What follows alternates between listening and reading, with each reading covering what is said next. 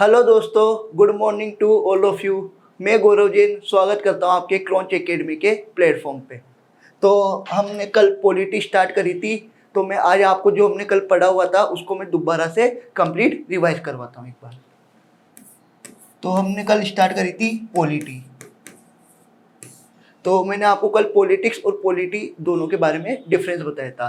तो पॉलिटिक्स होती है राजनीति विज्ञान, जिसके अंतर्गत हम सत्ता, शासन, विपक्षी दल के नेता, चुनाव किस प्रकार से होते हैं उसके बारे में चर्चा करते हैं। और पॉलिटी राज्य व्यवस्था, जो राजनीति विज्ञान के अंतर्गत सत्ता का जो प्रमुख नेता होता है वो होता है प्रधानमंत्री। तो प्रधानमंत्री जो किसकी नियुक्ति करते हैं, मंत्रियों की अलग अलग स्तर पर। और प्रधानमंत्री और मंत्रियों को शपथ कौन दिलाता है, राष्ट्रपति। राष्ट्रपति भारत का प्रथम नागरिक होता है। तो ये सब किसमें आएंगे, राज्य व्यवस्था में, अर्थात सत्ता का संचालन संभालने वाले लोगों को क्या कहते हैं, राज्य व्यवस्था। तो राजनीति विज्ञान यानी राजनीति को संभालने के लिए किसकी आवश्यकता होती है, राज व्यवस्था की। इसके बाद हमने देखा था संविधान सभा के बारे में। संविधान सभा से पहले हमने देखा था कि हमारा भारत एक संपूर्ण लोकतंत्र देश है। तो लोकतंत्र के बारे में मैंने आपको बताया था कि लोकतंत्र के 3 स्तंभ हैं। पहली है विधायिका यानी लेजिस्लेचर, जो क्या करती है, कानून बनाती है, लेजिस्लेचर।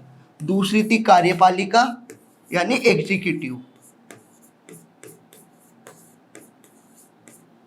कार्यपालिका यानी एग्जीक्यूटिव। और तीसरी है न्यायपालिका यानी जुडिशियरी।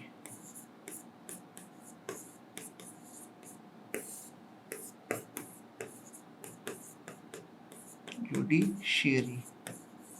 तो न्यायपालिका के अंतर्गत हमने कल 3 स्तर पर बात की थी। सर्वप्रथम उच्चतम न्यायालय, जो भारत की न्याय की शीर्ष संस्था मानी जाती है। उच्चतम न्यायालय यानी सुप्रीम कोर्ट, जिसका वर्णन हमें किस अनुच्छेद में मिलता है, आर्टिकल 124 के अंदर मिलता है। उसके बाद में हमने देखा था सुप्रीम कोर्ट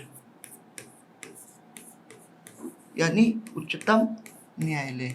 इसका वर्णन हमें संविधान के अनुच्छेद 124 के अंदर मिलता है, आर्टिकल 124 के अंदर। उसके बाद हमने देखा था कि उच्चतम स्तर पर सुप्रीम कोर्ट, उसके बाद राज्यों के लिए अलग से न्यायालय की स्थापना की गई थी, उसको हम बोलते हैं उच्च न्यायालय यानी हाई कोर्ट, ताकि राज्य अपने स्तर पर न्याय की व्यवस्था कर सके और वहाँ के क्षेत्र के लोगों को अलग अलग जगह ना जाना पड़े। उसके लिए हाई कोर्ट की स्थापना की गई थी आर्टिकल 214 के अंदर, आर्टिकल 214 के अंदर। उसके बाद जिस प्रकार से 28 राज्य हमारे भारत के अंदर, उसी प्रकार राज्यों में भी बहुत सारे जिले होते हैं। तो जिलों पर न्याय की व्यवस्था के लिए अधीनस्थ न्यायालय यानी डिस्ट्रिक्ट कोर्ट की स्थापना की गई थी,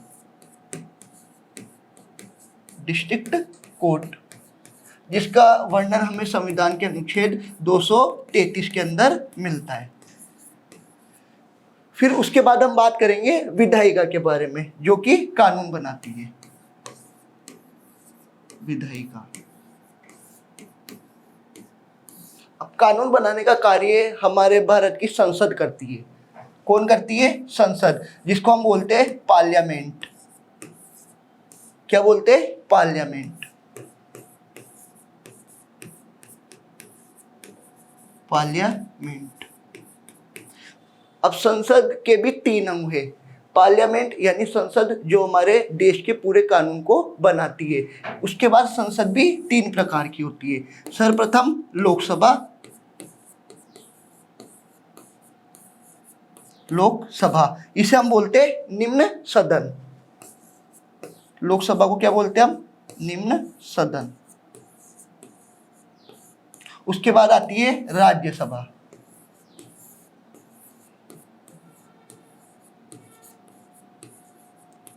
राज्यसभा, इसको हम बोलते हैं उच्च सदन। राज्यसभा को हम क्या बोलते हैं, उच्च सदन। तीसरा अंग है राष्ट्रपति, राष्ट्रपति, ये है प्रेसिडेंट। जो कि भारत का प्रथम नागरिक होता है। और कोई भी कार्यकारी गतिविधि या किसी भी दो देशों के मध्य जो समझौता कराया जाता है, वो उसमें नीचे जो हस्ताक्षर होते हैं सिर्फ राष्ट्रपति प्रधानमंत्री की ओर से उस कार्य को संपूर्ण करता है। जो मेन साइन होते हैं वो राष्ट्रपति के होते हैं। और इसका वर्णन हमें संविधान के अनुच्छेद 52 में मिलता है कि भारत का एक राष्ट्रपति होगा। तो राष्ट्रपति का अनुच्छेद कौन सा है संविधान के अंदर? आर्टिकल 52। कौन सा है? आर्टिकल 52। राज्यसभा का अनुच्छेद है आर्टिकल 80 संविधान के अंदर, क्योंकि ये क्या है? उच्च सदन, तो सबसे पहले 80 पे आएगा। फिर उसके बाद लोकसभा क्या है? निम्न सदन, तो ये आएगा आर्टिकल 81 के अंदर। ठीक है, तो हमने क्या देखा? सबसे पहले हमने देखा कि 3 प्रकार से पॉलिटी के अंदर 3 भागों में विभक्त किया हुआ है। विधायिका यानी लेजिस्लेचर जो कानून बनाने का कार्य करती है, कार्यपालिका यानी एग्जीक्यूटिव जो कानून को फॉलो करवाती है, उसके बाद न्यायपालिका यानी जुडिशरी, अगर किसी भी शासन तंत्र में किसी के खिलाफ अन्याय हो, शोषण हो, तो उसके विरुद्ध जो न्यायिक कार्यवाही की जाती है वो न्यायपालिका के द्वारा की जाती है। उसके बाद हमने देखा आगे कि 3 प्रकार से न्यायपालिका में 3 स्तर पर न्याय की बात की गई है। सर्वप्रथम सुप्रीम कोर्ट जो हमारे भारत की न्याय की सर्वोच्च संस्था है, जिसका वर्णन संविधान के अनुच्छेद 124 में हमें वर्णित मिलता है। उसके बाद राज्यों के लिए अलग अलग स्तर पर न्यायालय की व्यवस्था की गई है, वो किसमें? आर्टिकल 214 के अंदर। उसके बाद हमारे पास राज्यों में भी क्या होते हैं? जिले, तो जिलों के लिए हमारे पास डिस्ट्रिक्ट कोर्ट की भी व्यवस्था की गई है आर्टिकल 233 के अंदर। फिर उसके बाद हमने देखा विधायिका के बारे में। तो विधायिका यानी कानून, तो कानून को हम इस तरह से लिखते हैं, विधायिका यानी कानून। तो कानून बनाने का कार्य कौन करता है? संसद। संसद यानी पार्लियामेंट। तो पार्लियामेंट भी क्या है? 3 अंग होते हैं संसद के भी। सर्वप्रथम लोकसभा, लोकसभा को हम क्या बोलते हैं? निम्न सदन, और ये इसका वर्णन हमें संविधान के अनुच्छेद 81 में मिलता है। उसके बाद राज्यसभा, राज्यसभा है उच्च सदन, जिसका वर्णन हमें संविधान के अनुच्छेद 80 में मिलता है। उसके बाद तीसरा जो मुख्य अंग है पार्लियामेंट का, वो है राष्ट्रपति यानी प्रेसिडेंट, उसका वर्णन हमें मिलता है अनुच्छेद 52 के अंतर्गत। इसके बाद हमने ये देख लिया। फिर कार्यपालिका यानी होती है नौकरशाही, कार्यपालिका यानी एग्जीक्यूटिव। तीसरा क्या है? कार्यपालिका यानी एग्जीक्यूटिव, क्या है? एग्जीक्यूटिव। कार्यपालिका यानी नौकरशाही। आप देखते हैं आईएएस अधिकारी, आईपीएस अधिकारी, आईएफएस अधिकारी, जितने भी अधिकारी होते हैं जो कि कानून को जनता तक इस बात की जानकारी होती है कि ये कानून आपके हित में बनाए गए, ये कानून आपके विरुद्ध है, अगर आप इस कार्यवाही के द्वारा आपके खिलाफ ये मुकदमा भी दर्ज किया जा सकता है। तो कार्यपालिका में क्या आता है? नौकरशाही, नौकरशाही अर्थात प्रशासनिक अधिकारी, नौकरशाही अर्थात प्रशासनिक अधिकारी। कौन सा अधिकारी? प्रशासनिक अधिकारी, यानी एडमिनिस्ट्रेटिव रिफॉर्म्स के लिए एडमिनिस्ट्रेटिव ऑफिसर जो होता है प्रशासनिक अधिकारी। इसका हमें उदाहरण मिलता है, कोई भी आईपीएस हो सकता है, कोई भी आईएएस हो सकता है, या अन्य संस्था, मतलब अन्य संस्था जो कि न्याय के लिए सुधार कार्य करती है, उनका कोई भी मुख्य अधिकारी, मुख्य अधिकारी।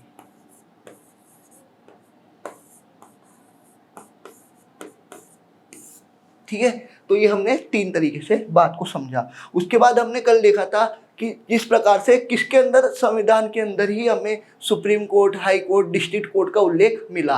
लोकसभा, राज्यसभा, राष्ट्रपति का उल्लेख भी हमें किसमें मिला? संविधान में अंदर। तो संविधान ऐसे तो बना नहीं होगा, उसके लिए भी कोई कमेटी का गठन किया गया होगा। तो उसके लिए हम आज जो हमारा अब नया टॉपिक स्टार्ट करेंगे, हम संविधान सभा, जो हमारा मुख्य टॉपिक है। और आज से यहाँ से हम मेन क्लास स्टार्ट कर रहे हैं, क्योंकि हमने पहली क्लास में सिर्फ बेसिक जाना था। तो हमारी पहली आज से क्लास होगी, उसका नाम है संविधान सभा। संविधान सभा यानी कॉन्स्टिट्यूएंट असेंबली।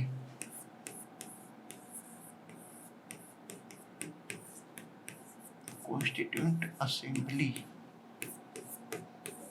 ठीक है, संविधान सभा, कॉन्स्टिट्यूएंट असेंबली।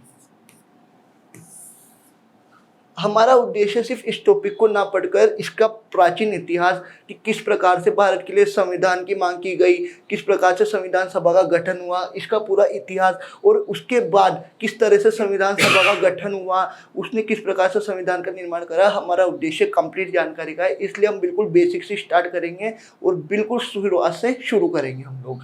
तो मैं आपको बिल्कुल स्टार्ट से बताऊंगा। सर्वप्रथम हम बात करेंगे 1895 के अंदर कांग्रेस दो दलों में विभाजित थी, उग्रवादी और नरमवादी। तो उग्रवादी दल के नेता थे बाल गंगाधर तिलक, जिन्होंने सर्वप्रथम स्वराज्य शब्द का उपयोग करा। बाल गंगाधर तिलक, बाल गंगाधर तिलक, जिन्होंने क्या करा, 1895 के अंदर स्वराज्य शब्द की उपयोग करा। सबसे पहले स्वराज्य शब्द 1895 के अंदर बाल गंगाधर तिलक के द्वारा स्वराज्य शब्द का उपयोग किया गया देश के हित के लिए। उसके बाद 1922 के अंदर हमारे भारत के राष्ट्रपिता महात्मा गांधी के द्वारा स्वराज्य की मांग की गई थी। 5 फरवरी 1922 को चोरा चोरी कांड के बाद में कुछ समय व्यतीत होने के बाद में महात्मा गांधी के द्वारा स्वराज्य की मांग वापस उठाई गई थी। तो महात्मा गांधी के द्वारा, महात्मा गांधी स्वराज्य शब्द, कौन सा शब्द, स्वराज्य शब्द।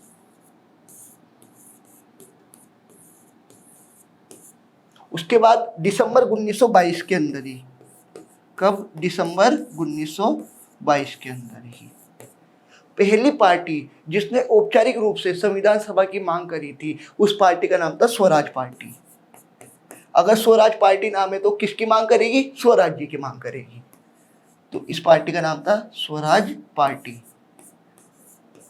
क्या नाम था, स्वराज पार्टी। स्वराज पार्टी ने किसकी मांग करी, स्वराज्य की। और इस पार्टी के दो प्रमुख नेता मोतीलाल नेहरू,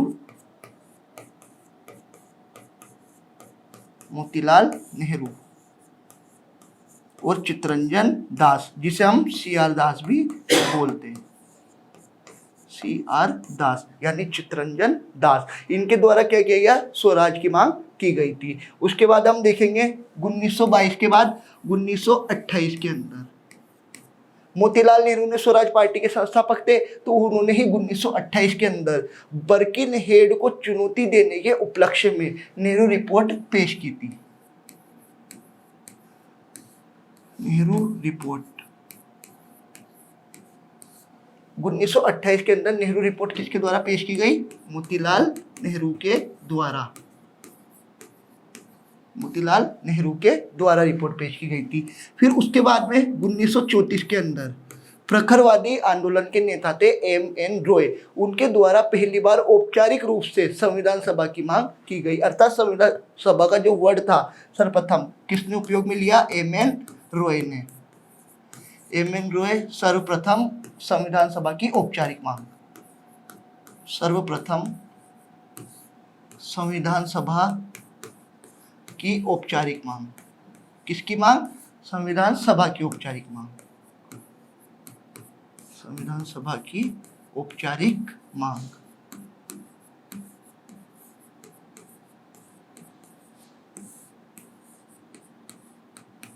संविधान सभा की औपचारिक मांग की गई थी। उसके बाद 1935 में भारतीय राष्ट्रीय कांग्रेस, जो कि पूरे भारत की सबसे बड़ी पार्टी थी उस समय में, तो उसके द्वारा सर्वप्रथम INC यानी इंडियन नेशनल कांग्रेस के द्वारा संविधान सभा की मांग की गई।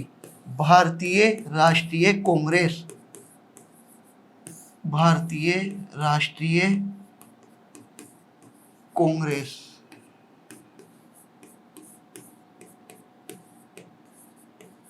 भारतीय राष्ट्रीय कांग्रेस द्वारा संविधान सभा की मांग, किसकी मांग, संविधान सभा की मांग, भारतीय राष्ट्रीय कांग्रेस द्वारा संविधान सभा की मांग की गई। कब की गई, 1935 के अंदर। इसके बाद हम बात करेंगे 1935 के बाद में 1938 के अंदर। कब, 1938 के अंदर की बात करेंगे, ठीक है। तो 1938 के अंदर जो हमारी बात की गई थी तो हमने देखा 1938 के अंदर सर्वप्रथम जवाहरलाल नेहरू, तो जवाहरलाल नेहरू के द्वारा बोला गया कि संविधान सभा का चुनाव होगा वो अप्रत्यक्ष आधार पर होगा। संविधान सभा का चुनाव कब? 1938 की हम बात कर रहे हैं। कब की बात कर रहे हैं हम? 1938 की। 1938 की हम लोग बात कर रहे हैं। तो 1938 में बोला गया कि संविधान सभा का चुनाव प्रत्यक्ष आधार पर, संविधान सभा का चुनाव प्रत्यक्ष होगा। वो भी किस आधार पर? सार्वभौमिक वयस्क मताधिकार के आधार पर। सार्वभौमिक वयस्क मताधिकार के आधार पर, अर्थात सभी लोगों को वोट देने का अधिकार होगा। सार्वभौमिक वयस्क मताधिकार, सार्वभौमिक वयस्क मताधिकार। इसके बाद में हम देखेंगे 1938 के बाद में 1940। तो 1940 में क्या हुआ? अगस्त प्रस्ताव। कौन सा प्रस्ताव? अगस्त प्रस्ताव। तो अगस्त प्रस्ताव में संविधान सभा की गठन की मांग को स्वीकार कर लिया गया था। कब किया गया? 1940 के अंदर। इसे ही क्या बोलते हैं हम? अगस्त प्रस्ताव। संविधान सभा की मांग को स्वीकार किया गया। कब किया गया? 1940 के अंदर। अगस्त प्रस्ताव में संविधान सभा की मांग को स्वीकार किया गया। मैं कंप्लीट होने के बाद एक बार अपन दोबारा इसको रिवाइज करेंगे। प्रस्ताव कब किया गया? संविधान सभा की मांग को स्वीकार किया गया। ठीक है, संविधान सभा की मांग को स्वीकार किया गया। उसके बाद में हमने देखा 1940 के बाद में हम बात करेंगे 1942 की। तो 1942 में क्या आया था? Cripps mission. 1942 में कौन सा मिशन आया? Cripps mission. क्रिप्स मिशन ने बात बोली कि संविधान सभा का चुनाव होगा वो अप्रत्यक्ष आधार पर होगा। चुनाव अप्रत्यक्ष आधार पर, चुनाव अप्रत्यक्ष आधार पर। चुनाव किस प्रकार पर होगा? अप्रत्यक्ष आधार पर, जिसे अस्वीकार कर दिया गया था। किसके द्वारा? इंडियन नेशनल कांग्रेस प्लस मुस्लिम लीग के द्वारा, यानी INC प्लस मुस्लिम लीग, जिसके नेता कौन थे? मोहम्मद अली जिन्ना। INC यानी इंडियन नेशनल कांग्रेस प्लस मुस्लिम लीग के द्वारा अस्वीकार किया गया। मुस्लिम लीग द्वारा अस्वीकार, मुस्लिम लीग द्वारा अस्वीकार। ठीक है, इसके बाद हम बात करेंगे आगे 1942। 1942 के बाद में हम लोग बात करेंगे 1945 की। 45 में क्या आया था? वेबेल मिशन, जो कि क्या हुआ था? असफल हुआ था। वेबेल मिशन। ठीक है, उसके बाद में हम आगे बात करेंगे 1946 की। 1946 में कैबिनेट मिशन आया था।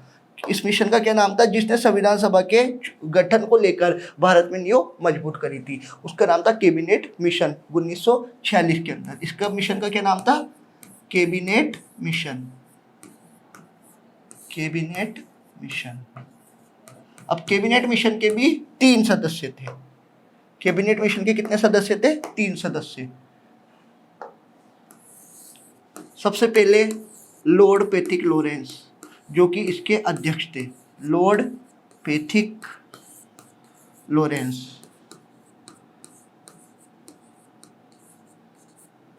दूसरे थे हमारे पास में स्टैफोर्ड क्रिप्स। Stafford Cripps. और तीसरे सदस्य थे हमारे पास में AV Alexander. AV Alexander.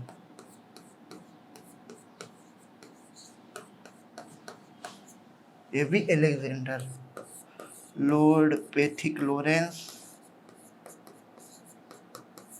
Lord Pethick Lawrence, और इधर है Stafford Cripps. Stafford Cripps. Stafford Cripps, ये क्रिप्स है। यस।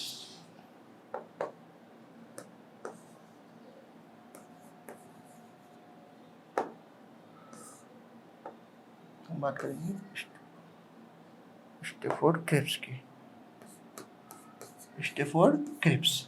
ठीक है, तो ये हमारे पास 3 सदस्य थे कैबिनेट मिशन के। तो कैबिनेट मिशन के बाद ही संविधान सभा का गठन किया गया। मैं आपको एक बार कंप्लीट रिवाइज करवा देता हूँ दोबारा। कार्यपालिका का हम देख चुके थे, उसके बाद हमने देखा था संविधान सभा। तो संविधान सभा यानी कॉन्स्टिट्यूएंट असेंबली। तो सर्वप्रथम 1895 में बाल गंगाधर तिलक के द्वारा संविधान सभा की जगह स्वराज्य शब्द का उपयोग किया गया था। अर्थात संविधान सभा के लिए सबसे पहले जो वर्ड इस्तेमाल किया जाता है वो स्वराज्य शब्द था। उसके बाद हमने देखा 1922 में महात्मा गांधी के द्वारा स्वराज्य शब्द का इस्तेमाल किया गया। उसके बाद दिसंबर 1922 में स्वराज पार्टी मोतीलाल नेहरू और CR दास के द्वारा, कौन सा अधिवेशन था ये? गया बिहार का अधिवेशन था। गया बिहार अधिवेशन, जो आप बोध गया का नाम सुनते होंगे, उस अधिवेशन के अंदर ही स्वराज पार्टी के द्वारा मोतीलाल नेहरू और CR दास के द्वारा स्वराज पार्टी के द्वारा स्वराज्य की मांग की गई। उसके बाद में हमने देखा 1928 में नेहरू रिपोर्ट किसके द्वारा पेश की गई? मोतीलाल नेहरू के द्वारा। बर्किन हेड की रिपोर्ट को चुनौती देने के उपलक्ष्य के अंदर, किसके? बर्किन हेड को चुनौती के उपलक्ष्य में, बर्किन हेड को चुनौती के उपलक्ष्य में। ठीक है, उसके बाद हमने देखा 1934 के अंदर, 1934 के अंदर जो सर्वप्रथम औपचारिक रूप से मांग की गई थी संविधान सभा की, वो किसके द्वारा की गई? MN रॉय के द्वारा। उसके बाद हमने देखा 1935 में भारतीय राष्ट्रीय कांग्रेस के द्वारा संविधान सभा की मांग की गई। सर्वप्रथम भारतीय राष्ट्रीय कांग्रेस के द्वारा, अर्थात कांग्रेस ने सर्वप्रथम संविधान सभा के लिए जो औपचारिक मांग उठाई थी वो 1935 में उठाई थी। फिर उसके बाद हमने देखा 1938 के अंदर जवाहरलाल नेहरू ने बोला कि संविधान सभा का चुनाव प्रत्यक्ष सार्वभौमिक वयस्क मताधिकार के आधार पर होगा, अर्थात जनता के द्वारा ही संविधान सभा का चुनाव होगा। उसके बाद 1940 में अगस्त प्रस्ताव आया, इसके अंदर संविधान सभा की मांग को स्वीकार किया गया था। उसके बाद 1942 में संविधान सभा के गठन के लिए जो मिशन भेजा गया उसका नाम था क्रिप्स मिशन।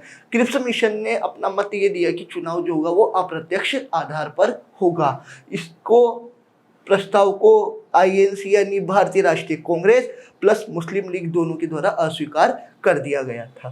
फिर इसके बाद हमने देखा 1945 में वेबल मिशन आया। उसके बाद 1946 में कैबिनेट मिशन आया। तो कैबिनेट मिशन के 3 सदस्य, Lord Pethick Lawrence, Stafford Cripps, LAV Alexander, Lord Pethick Lawrence, Stafford Cripps हो गया, AV अलेक्जेंडर हो गया। तो इनके द्वारा संविधान सभा के गठन की मांग की गई और संविधान सभा का गठन इन्हीं के द्वारा किया गया। यानी संविधान सभा के गठन को लेकर जो मुख्य ढांचा रखा गया था वो किसके द्वारा रखा गया था? कैबिनेट मिशन के द्वारा। तो अब हम देखेंगे कि संविधान सभा के चुनाव को लेकर किस प्रकार से कितनी सीटों पर चुनाव हुए, किस प्रकार से किस आधार पर चुनाव हुए और किस प्रकार से सीटों का बंटवारा किया गया। तो हम अब संविधान सभा का पूरा इतिहास जानने के बाद में अब हम संविधान सभा के रूपरेखा को जानेंगे। तो हम आगे चलते हैं। संविधान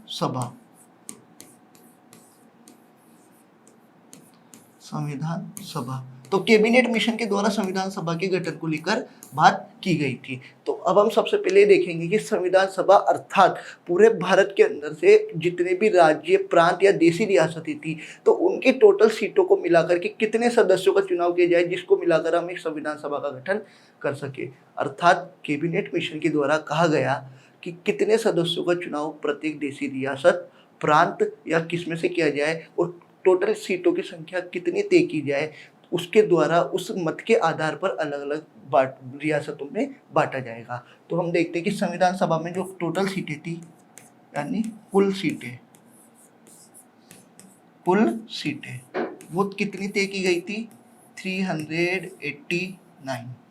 टोटल सीटें जो तय की गई थी संविधान सभा की, कुल सीटें कितनी थी? 389। तो 389 को भी 2 भागों में बांटा गया। 296 सीटें तो थी ब्रिटिश भारत की, किसकी भारत की? ब्रिटिश भारत की।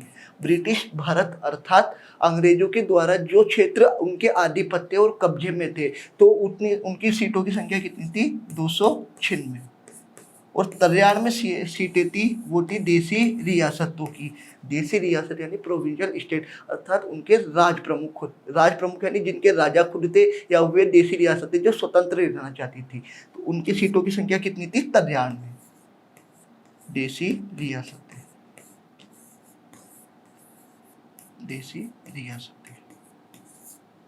देखिए आप, संविधान सभा में कुल सीटें 389। 389 को भी दो पार्ट्स में बांटा गया, क्योंकि एक तो अंग्रेजों का भी कब्जा था और दूसरा जो देसी रियासतें जो स्वतंत्र रहना चाहती थी। तो जितनी ब्रिटिश भारत की जितनी आधिपत्य की सीटें थी, उन सीटों की संख्या थी 296 और देसी रियासतों की संख्या थी 93। तो 296 प्लस 93 करेंगे तो कितना आएगा, 389। अब 296 सीटें जो थी ब्रिटिश भारत की, उसमें से भी 292 और 4 सीटें, यानी दो भागों में 296 को भी विभक्त किया गया था। वो हम आगे देखते हैं। तो ब्रिटिश भारत की सीटों की संख्या कितनी है, ब्रिटिश भारत, इनके सीटों की संख्या है टोटल 296। कितनी है, 296। तो 296 को भी दो पार्ट्स में डिवाइड किया गया, एक तो 292 में और एक 4 में।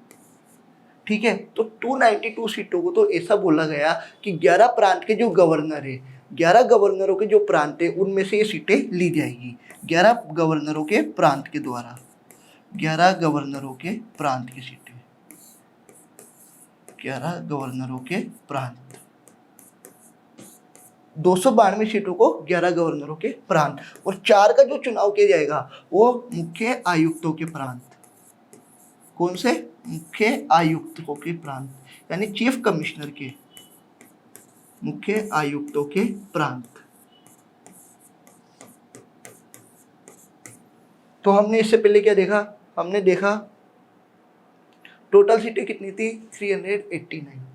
389 संविधान सभा की टोटल सीटें तय की गई थी। 389 में से ऐसे बोला गया कि 296 ब्रिटिश भारत अर्थात अंग्रेजों का कब्जा है, उन पर अंग्रेजों के द्वारा तय किया जाएगा कि किस सीट पर कौन चुनाव लड़ेगा। उसके बाद 93 देसी रियासतों की सीटें थी। उसके बाद हमने देखा कि 296 जो ब्रिटिश भारत की सीटें थी, उसमें से बोला गया कि 292 सीटों का चुनाव 11 गवर्नरों के प्रांतों के द्वारा होगा और 4 मुख्य आयुक्तों के प्रांतों के द्वारा होगा। अब 4 मुख्य आयुक्त कौन कौन से थे, ये भी क्वेश्चन आता है कि 4 सीटें वो कौन कौन सी थी जहां पर मुख्य आयुक्तों को यह अधिकार दिया गया कि वो अपनी स्वतः इच्छा से वहां पर चुनाव करा सके।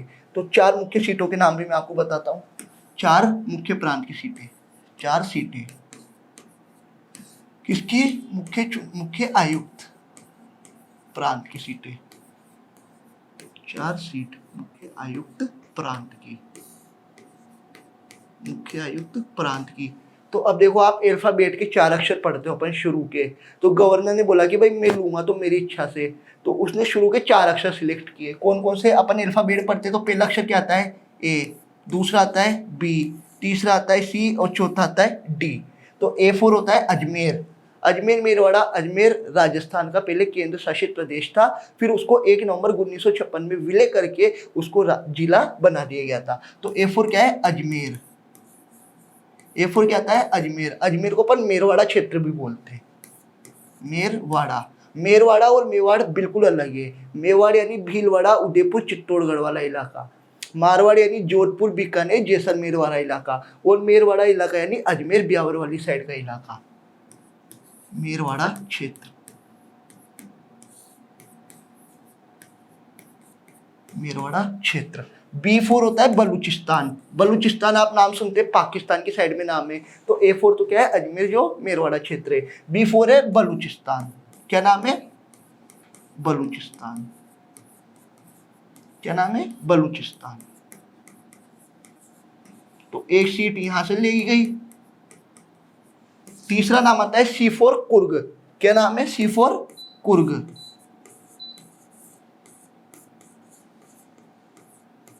C4 क्या नाम आ गया, कुर्ग। और D4 एक ही है हमारे देश की राजधानी दिल्ली।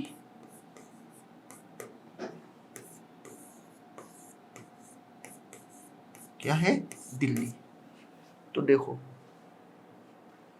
हमने क्या देखा था, 296 सीटों को दो भागों में बांटा गया। 292 में तो 11 गवर्नर के प्रांत सिलेक्ट करेंगे, 4 मुख्य आयुक्तों के प्रांत। ये क्वेश्चन आता है कि वो कौन सी 4 सीटें थी जिनको मुख्य आयुक्त के प्रांतों के द्वारा तय किया जाता था। तो वो सीटें थी 4। हम अल्फाबेट के शुरू के 4 अक्षर पढ़ते, कौन कौन से होते, A B C और D। तो ए से क्या है, सबसे पहले अजमेर, अजमेर यानी मेरवाड़ा क्षेत्र। एक होता है मेरवाड़ा, एक होता है मेवाड़। तो मेवाड़ यानी भीलवाड़ा, उदयपुर और चित्तौड़गढ़ वाला इलाका। एक होता है मारवाड़, मारवाड़ यानी जोधपुर, जैसलमेर, बीकानेर वाला इलाका। और एक होता है मेरवाड़ा क्षेत्र का इलाका जो है अजमेर, ब्यावर वाला इलाका। तो ए फॉर अजमेर। फिर ए के बाद क्या आता है, बी। तो बी फॉर बलूचिस्तान, बलूचिस्तान भी उस समय भारत का हिस्सा था, तो B for Balochistan. C for आता है कुर्ग, और डी फॉर है दिल्ली जो कि भारत की राजधानी है। ठीक है, इसके बाद हम आगे चलेंगे। तो इस प्रकार से टोटल 389 सीटों का बंटवारा कितने भागों में किया गया था, 389 को बांटा गया, 296 ब्रिटिश भारत की सीटें, 93 देसी रियासतों की सीटें। उसके बाद में 296 में 292 सीटें किसकी, 11 गवर्नरों के प्रांत की थी, और 4 मुख्य आयुक्तों के प्रांत की। 4 मुख्य आयुक्त कौन कौन से, अजमेर से एक सीट को लिया गया, दूसरा बलूचिस्तान से लिया गया, तीसरा कुर्ग से लिया गया, और चौथी दिल्ली से ली गई थी। फिर इसके बाद में ये बोला गया कि संविधान सभा का जो चुनाव होगा वो कितनी जनसंख्या के अनुपात में निर्धारित किया जाएगा, उस बात की भी बात की गई थी। तो ये तय किया गया कि प्रत्येक 10 लाख लोगों पर एक प्रतिनिधि होगा। कितने लोगों पर, प्रत्येक 10 लाख जनसंख्या पर, प्रत्येक 10 लाख जनसंख्या पर एक सीट या प्रतिनिधि होगा, एक सीट या प्रतिनिधि होगा।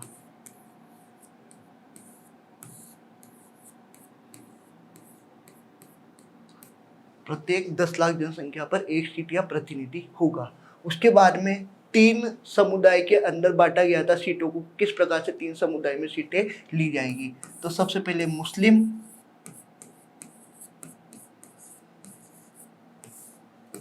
दूसरे सिख,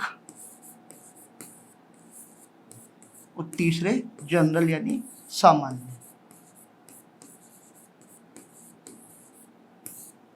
मुस्लिम, सिख और सामान्य। तो अब सामान्य के अंदर मुस्लिम और सिख अलाउ नहीं होंगे क्योंकि इनको अलग अनुपातिक प्रतिनिधित्व के आधार पर बंटवारा कर दिया गया था। तो प्रत्येक 10 लाख जनसंख्या पर एक सीट प्रतिनिधि होगा, और मुस्लिम, सिख और सामान्य तीनों को जनसंख्या के और सीटों के आधार पर बांट दिया गया था। तो अब जब चुनाव हुए 296 सीटों पर, 296 सीटें किसकी थी, 11 गवर्नरों के प्रांत की सीट। 296 सीट किसकी थी, 11 गवर्नर के प्रांत की, 11 गवर्नर के प्रांत की सीट, 11 गवर्नर के प्रांत की सीट। तो इसमें से अब चुनाव होने के बाद में जब नतीजे आए तो कौन कितनी सीटें जीता, तो देखिए सामान्य जो सीट थी यानी जनरल की जितनी सीटें थी 208 सीटें। कितनी, 8 सीटें थी, 208 सीटें। उसके बाद मुस्लिम लीग यानी मुस्लिमों को जो सीटें मिली थी उनकी संख्या थी अपने पास के अंदर 73।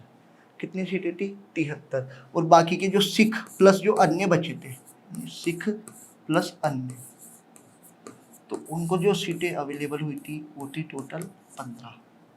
तो देखो जनरल को कितनी सीटें मिली, 208, ये थी जनरल की सीट। ठीक है, जनरल के बाद मुस्लिम।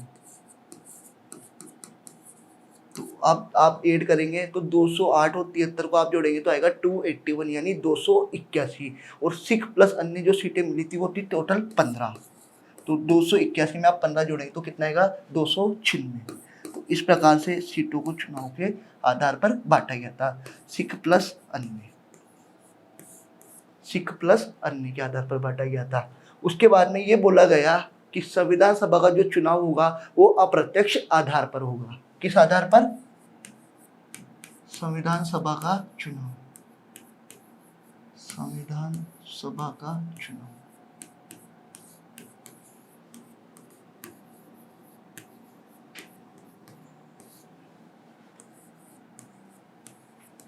अप्रत्यक्ष आधार पर होगा।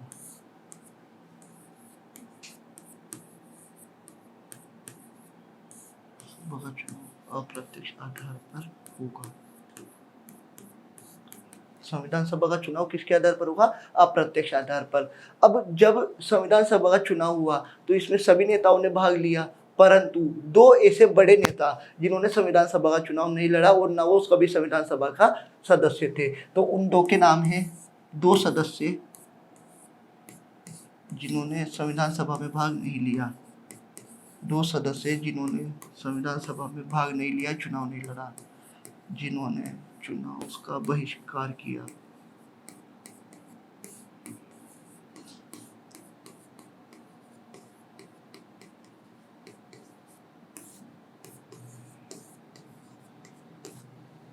सबसे पहले थे महात्मा गांधी,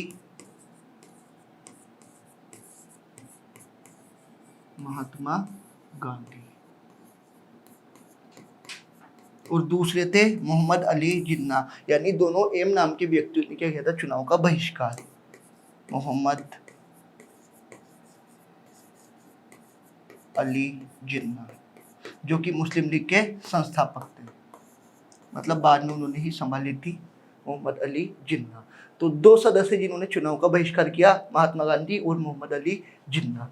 तो हमने देखा कि 296 सीटें जो कि 11 गवर्नर के प्रांत 4 मुख्य आयुक्तों की थी। उसके बाद हमने देखा अजमेर, बलूचिस्तान, कुर्ग और दिल्ली के द्वारा सीटों का बंटवारा किया गया, और फिर बोला गया कि प्रत्येक 10 लाख सीट पर एक जनसंख्या पर एक प्रतिनिधि होगा या एक सीट का बंटवारा होगा, और 3 भागों में बांटा गया, मुस्लिम, सिख और सामान्य पर। फिर इसके बाद में हमने देखा कि 296 सीटें जो कि 11 गवर्नर के प्रांत की थी, तो उनका जब सीटों का बंटवारा हो तो किस आधार पर कि जनरल को 208 सीट, मुस्लिम को 73 सीट और सिख प्लस अन्य को कितनी सीटें मिलेगी, 15 सीटें मिलेगी। फिर इसके बाद में हमने देखा कि संविधान सभा का चुनाव किस आधार पर होगा, अप्रत्यक्ष आधार पर होगा, और 2 सदस्य जिन्होंने चुनाव का बहिष्कार किया था वो कौन थे, महात्मा गांधी और मोहम्मद अली जिन्ना। फिर अब हम देखते हैं अगला टॉपिक इसी पार्ट के अंदर, संविधान सभा की कार्यप्रणाली। संविधान सभा की कार्यप्रणाली, संविधान सभा की कार्यप्रणाली अर्थात किस प्रकार से संविधान सभा की पहली बैठक हुई, किस प्रकार से कानून बनाने के लिए सर्वप्रथम पहली जो बैठक की गई उसमें क्या निर्णय लिए गए, दूसरी बैठक में क्या निर्णय हुआ, तीसरी बैठक में क्या निर्णय हुआ, और आगे चलकर किस प्रकार से प्रारूप समिति, अन्य कमेटी का गठन किस प्रकार से किया गया था। हम कार्यप्रणाली के अंदर देखेंगे कि किस प्रकार से संविधान सभा कार्य करती थी संविधान के लिए। तो संविधान सभा की कार्यप्रणाली,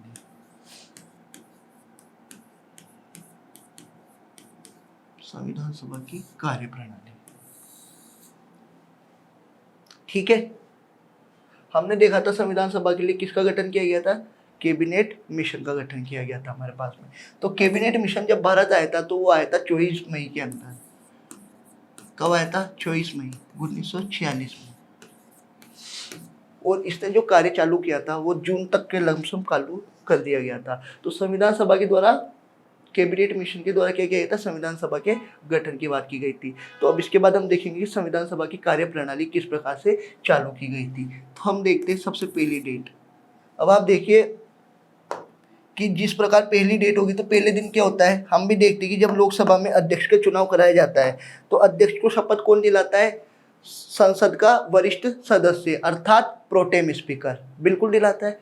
मैं बात कर रहा हूँ कि जिस प्रकार संसद के पहले दिन में लोकसभा अध्यक्ष का चुनाव किया जाता है तो उसके पहले हम प्रोटेम स्पीकर की नियुक्ति करते हैं, और प्रोटेम स्पीकर ही क्या करता है, लोकसभा के अध्यक्ष को शपथ दिलाता है। तो उसी प्रकार से संविधान सभा के अंदर भी एक स्थायी अध्यक्ष बनाने से पहले अस्थायी अध्यक्ष बनाया गया था, और इस तारीख का नाम था जब संविधान सभा की कार्यप्रणाली जो पहली तारीख जिस प्रकार से काम चालू किया गया था, और उस तारीख थी 9 दिसंबर 1946। कौन सी तारीख, 9 दिसंबर 1946 की तारीख थी। क्या तारीख थी, 9 दिसंबर 1946 की तारीख थी। तो 9 दिसंबर 1946 के दिन ये तय किया गया था। अब देखिए एस फॉर सभा, तो सभा ने बोला कि हम तो एस नाम के व्यक्ति को ही हमारा पहले दिन अस्थायी अध्यक्ष चुनेंगे। तो अब पूरे संविधान सभा में एस नाम से एक ही अध्यक्ष थे और उनका नाम था सच्चिदानंद सिन्हा। क्या नाम था, सच्चिदानंद सिन्हा, सच्चिदानंद सिन्हा, सच्चिदानंद सिन्हा, जिनको हम डॉक्टर सच्चिदानंद सिन्हा भी बोलते हैं। क्या बोलते हैं, डॉक्टर सच्चिदानंद सिन्हा। ये डॉक्टर सच्चिदानंद सिन्हा के द्वारा पहले जो अस्थायी अध्यक्ष, क्या है ये अस्थायी अध्यक्ष।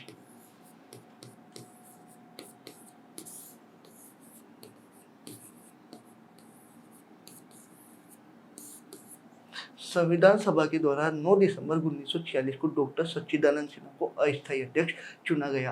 अब जो एग्जाम में क्वेश्चन पूछा जाता है, क्योंकि ये बिल्कुल बेसिक क्वेश्चन है, ये सबको आता है, पर एक क्वेश्चन जो हमेशा हर एक एग्जाम में रिपीट होता है या पूछने के चांसेस ज़्यादा होते हैं, उसका क्वेश्चन है कि हमने ये अस्थायी अध्यक्ष की प्रणाली किस देश से अपनाई है, कि किस देश के संविधान से हमने ये लिया है कि पहली तारीख को जो होगा वो प्रोटेम स्पीकर अर्थात अस्थायी अध्यक्ष की नियुक्ति की जाएगी। तो उस देश का नाम है हमारे पास में फ्रांस। क्या नाम है?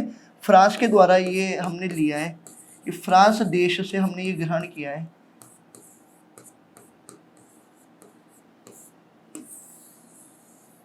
फ्रांस से ग्रहण किया गया है ये, कि पहले दिन जो प्रोटेम स्पीकर यानी अस्थायी अध्यक्ष की नियुक्ति होगी वो किस आधार पर की जाएगी? फ्रांस के संविधान के आधार पर की जाएगी। ये हमने किससे ग्रहण किया है? फ्रांस से। तो डॉक्टर सच्चिदानंद सिन्हा को क्या कर दिया गया? अस्थायी अध्यक्ष बना दिया गया।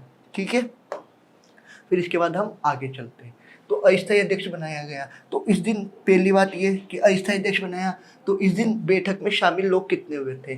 तो बैठक में शामिल लोगों की संख्या, बैठक में शामिल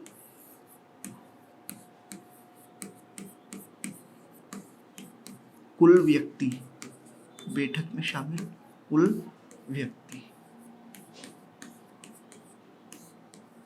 कुछ लोग 211 बोलते हैं, कुछ लोग 207 बोलते हैं, इसमें हमेशा कंफ्यूजिंग रहता है, पर जब आप जो अपडेट ओरिजिनल आएगी वो टोटल है 207 लोगों ने भाग लिया, 207 लोगों ने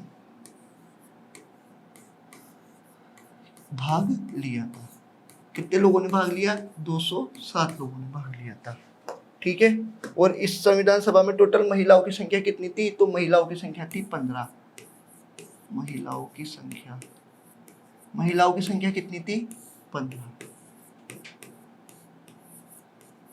महिलाओं की संख्या थी 15। कितनी संख्या थी? टोटल 15 संख्या थी। तो 207 लोगों ने भाग लिया और महिलाओं की संख्या कितनी थी? 15। 9 के बाद तारीख आती है 10, तो 10 तारीख को कोई भी निर्णय नहीं लिया गया। उसके बाद मोस्ट इंपोर्टेंट तारीख, कितनी तारीख है? 11 दिसंबर 1946। 11 दिसंबर 1946। 11, एक सेकेंड, आपको समझने में दिक्कत होगी। ये 11 दिसंबर 1946। तो इस दिन संविधान सभा के स्थायी अध्यक्ष, जो कि हमारे भारत के प्रथम राष्ट्रपति थे डॉक्टर राजेंद्र प्रसाद, उनको संविधान सभा का स्थायी अध्यक्ष नियुक्त कर दिया गया था।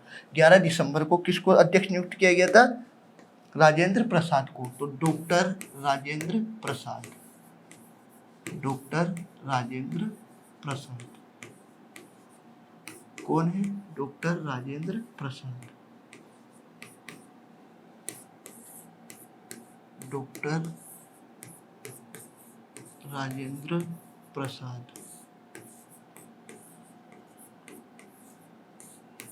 इस दिन इनको क्या किया गया? संविधान सभा का स्थायी अध्यक्ष नियुक्त किया गया। संविधान सभा का स्थायी अध्यक्ष क्या है? संविधान सभा का स्थायी अध्यक्ष। संविधान सभा का स्थायी अध्यक्ष को नियुक्त किया गया था। किसको किया गया था? डॉक्टर राजेंद्र प्रसाद को संविधान सभा का स्थायी अध्यक्ष नियुक्त किया गया था। अब अगर अध्यक्ष बनाए तो उपाध्यक्ष भी बनाया होगा, तो जी हाँ, 2 उपाध्यक्ष की भी नियुक्ति की गई थी। और वो 2 उपाध्यक्ष कौन से थे? 2 उपाध्यक्ष, H.C. मुखर्जी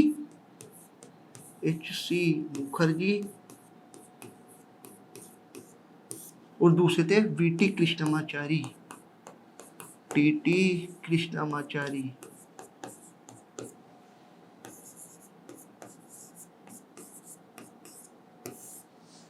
डॉक्टर राजेंद्र प्रसाद को संविधान सभा का स्थायी अध्यक्ष नियुक्त किया। अगर अध्यक्ष बनाए तो 2 उपाध्यक्ष भी बनाए होंगे, H.C. मुखर्जी और T.T. कृष्णमाचारी। अब आप मुझसे बोलेंगे कि सर अगर यहाँ पर जब स्थायी अध्यक्ष बनाया तो 2 उपाध्यक्ष बनाए, तो अस्थायी अध्यक्ष में क्या उपाध्यक्ष नहीं बनाया था? तो जी हाँ, बिल्कुल, इस दिन जो उपाध्यक्ष बनाए गए थे उनका नाम था फ्रैंक एंथोनी। क्या नाम था उनका? Frank Anthony. तो संविधान सभा की पहली बैठक के दिन अध्यक्ष तो कौन थे? डॉक्टर सच्चिदानंद सिन्हा। और उपाध्यक्ष कौन थे? Frank Anthony. इसी प्रकार से जब संविधान सभा की तीसरी बैठक हुई तो डॉक्टर राजेंद्र प्रसाद को स्थायी अध्यक्ष बनाया और 2 उपाध्यक्ष भी बनाए। कौन से? एच.सी. मुखर्जी और टी.टी. कृष्णमाचारी। इसके बाद आती है 13 दिसंबर 1946 की ऐतिहासिक डेट। कौन सी? 13 दिसंबर 1946। 13 दिसंबर 1946। इस दिन जवाहरलाल नेहरू द्वारा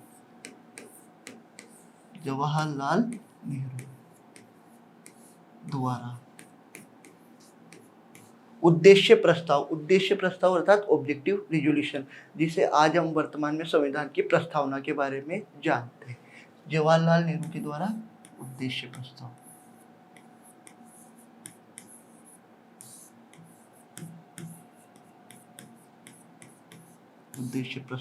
प्रस्तुत किया गया।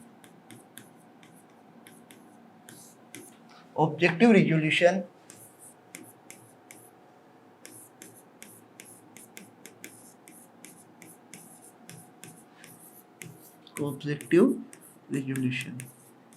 presented by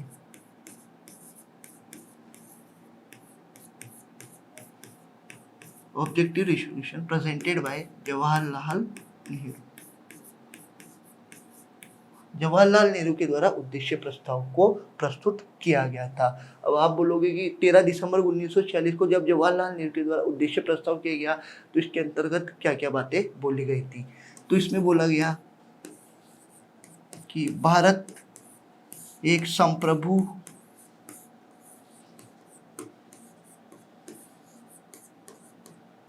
लोकतांत्रिक गणराज्य है। भारत एक संप्रभु लोकतांत्रिक गणराज्य। भारत क्या है? एक संप्रभु लोकतांत्रिक गणराज्य है। इसमें न्याय व्यवस्था की बात की गई थी। न्याय व्यवस्था, ठीक है। तो जवाहरलाल नेहरू के द्वारा ये बोला गया कि भारत एक संप्रभु लोकतांत्रिक गणराज्य है। न्याय व्यवस्था की बात की गई। तो अब आप पूछोगे कि इसको स्वीकार कब किया गया था? संविधान सभा के द्वारा। तो संविधान सभा द्वारा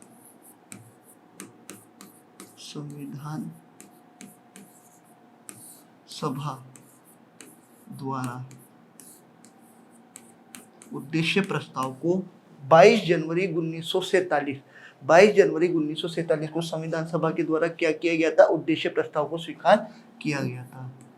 संविधान सभा द्वारा उद्देश्य प्रस्ताव स्वीकार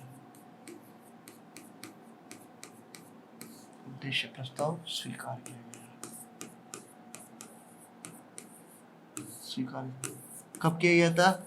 22 जनवरी 1947 को। 22 जनवरी 1947 को। तो हमने यहाँ तक समझने के बाद में हमने देखा था कि संविधान सभा की कार्यप्रणाली किस प्रकार से चालू हुई थी। 9 दिसंबर 1946 को सच्चिदानंद सिन्हा को अस्थायी अध्यक्ष नियुक्त किया गया था और यह पद्धति हमने कहाँ से ग्रहण करी थी? फ्रांस देश से ग्रहण की हुई है। और इस दिन प्रथम उपाध्यक्ष थे, उनका नाम था फ्रैंक एंथोनी। उसके बाद में हमने देखा कि बैठक में शामिल कुल कितने व्यक्ति थे? 207 लोगों ने बैठक में भाग लिया था प्रथम दिन, और महिलाओं की संख्या कितनी थी? 15। उसके बाद में हमने देखा अगली डेट 11 दिसंबर 1946, डॉक्टर राजेंद्र प्रसाद, इस दिन इनको संविधान सभा का स्थायी अध्यक्ष नियुक्त किया गया और 2 उपाध्यक्ष भी इनके साथ नियुक्त किए गए। जिस प्रकार सच्चिदानंद सिन्हा के साथ फ्रैंक एंथोनी को उपाध्यक्ष बनाया गया था, उसी प्रकार राजेंद्र प्रसाद के साथ 2 उपाध्यक्ष की नियुक्ति की गई थी, एच.सी. मुखर्जी और टी.टी. कृष्णमाचारी। उसके बाद हमने देखा 13 दिसंबर को तो जवाहरलाल नेहरू के द्वारा ऐतिहासिक उद्देश्य प्रस्ताव प्रस्तुत किया गया था और इसे कहते हैं ऑब्जेक्टिव रिजोल्यूशन। इसके अंदर ये बात बोली गई कि भारत एक संप्रभु लोकतांत्रिक गणराज्य है और न्याय व्यवस्था की भी बात इसके अंदर की गई थी। उसके बाद हमने देखा कि संविधान सभा के द्वारा जो उद्देश्य प्रस्ताव स्वीकार किया गया था वो डेट थी 22 जनवरी 1947 को। 22 जनवरी 1947 को संविधान सभा के द्वारा उद्देश्य प्रस्ताव स्वीकार किया गया था। इसके आगे की चर्चा हम कल पढ़ेंगे। आई होप आपको क्लास समझ आई होगी और आप इसको एक बार रिवाइज करके देखिएगा घर जाके। तो थैंक यू सो मच।